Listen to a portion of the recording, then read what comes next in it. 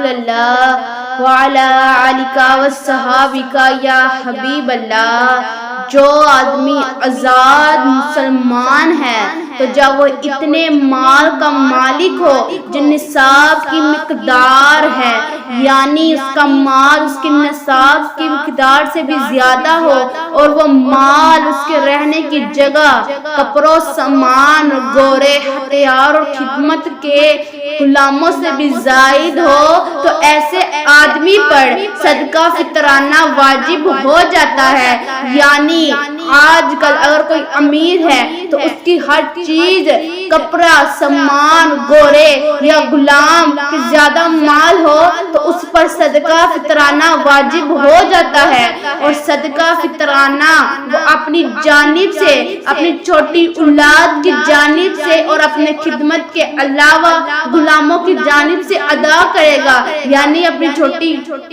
اولاد اور اپنے غلاموں کی طرف سے ادا کرے گا، اور وہ اپنی بیوی اور اپنی بڑی اولاد کی طرف سے صدقہ فطرانہ ادا نہیں کرے گا، اگرچہ وہ اس کی ذمہ داری میں رہ رہا ہو۔ یعنی اگر اس کی ذمہ داری میں رہ رہا ہو تو پھر ادا نہیں کرے گا، اگر نہیں رہ رہا پھر ادا کرے گا۔ اسی طرح وہ اپنے مخاطب اور اپنے تجارتی غلاموں کی طرف سے بھی صدقہ فطرانہ نہیں نکالے گا۔ وہ غلام جو دو آدمیوں کے درمیان مشترک ہو تو اس کا صدقہ فطرانہ ان میں سے کسی پر بھی واجب نہیں ہوتا، اور مسلمان آدمی اپنے کافر غلام کی طرف سے صدقہ فطرانہ ادا کرے گا۔ صدقہ فطرانہ نصف گندم یا کھجور یا کشمش یا جو کا ایک سا ہے،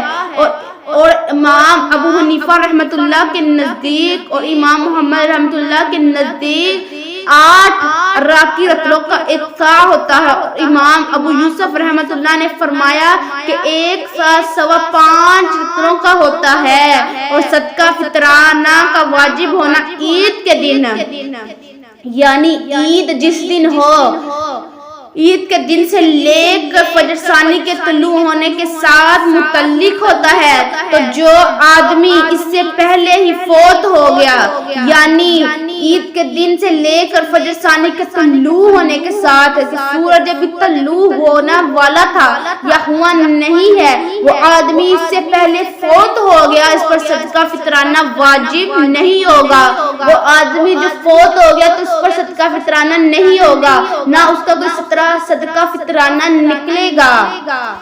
پھر اگر انہوں نے عید کے دن سے قبل ہی صدقہ فطرانہ دے دیا تو بھی جائز ہے، اور اگر انہوں نے اسے عید کے دن سے لیٹ کر دیا تو بھی ان سے ساقط نہیں ہوگا، تو ان پر اس کی ادائیگی لازمی رہے گی۔ یعنی عید کے دن کے بعد فطرانہ لیٹ کر دیا تو ایسے پر ان پر ساقط رہے گا اور یہ ادائیگی لازمی رہے گی۔ کوشش کیا کرے کہ رمضان المبارک میں ہی فطرانہ دے دیا کرے، تاکہ وہ لوگ جو غریب، یتیم اور مسکین ہیں وہ بھی ہماری خوشیوں میں شامل ہو جائیں۔ اللہ بارک